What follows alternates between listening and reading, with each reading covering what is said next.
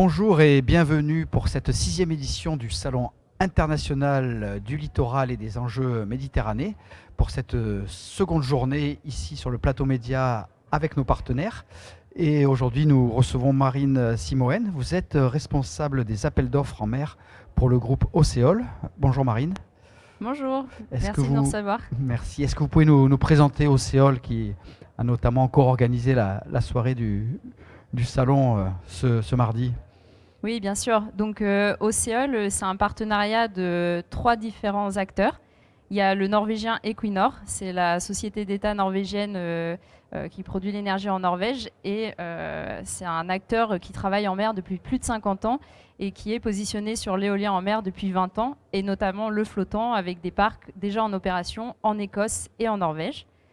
Q-Energy, c'est un développeur français qui développe de l'éolien, du photovoltaïque terrestre depuis plus de 25 ans et qui a co-développé le parc de Saint-Brieuc avec Iberdrola en Bretagne et qui est très actif dans la région sud.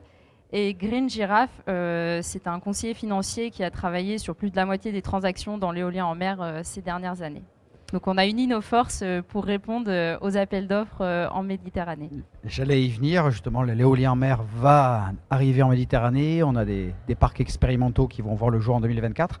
Et puis, l'État a lancé des appels d'offres, numéro 6, AO6, et vous vous positionnez dessus, expliquez-nous.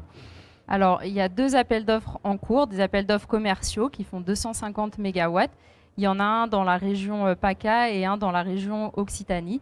Donc ces 2 projets, ça va être les premiers d'une longue série de projets qui seront développés en Méditerranée et qui permettront de répondre aux enjeux qu'on a aujourd'hui sur la transition énergétique et l'électrification du quotidien de tous les Français. Très bien. Combien d'habitants ça peut... Alors un parc de 250 MW, ça peut alimenter l'équivalent d'à peu près 450 000 habitants de la région. Donc c'est non négligeable. Des enjeux très très forts. Et puis vous avez aussi un retour d'expérience par rapport à ce qu'on appelle la cohabitation, la coexistence entre les différents professionnels. Une des spécificités de ce partenariat, et notamment d'Equinor, c'est qu'on a des parcs qui sont en opération depuis déjà plus de 6 ans en Écosse.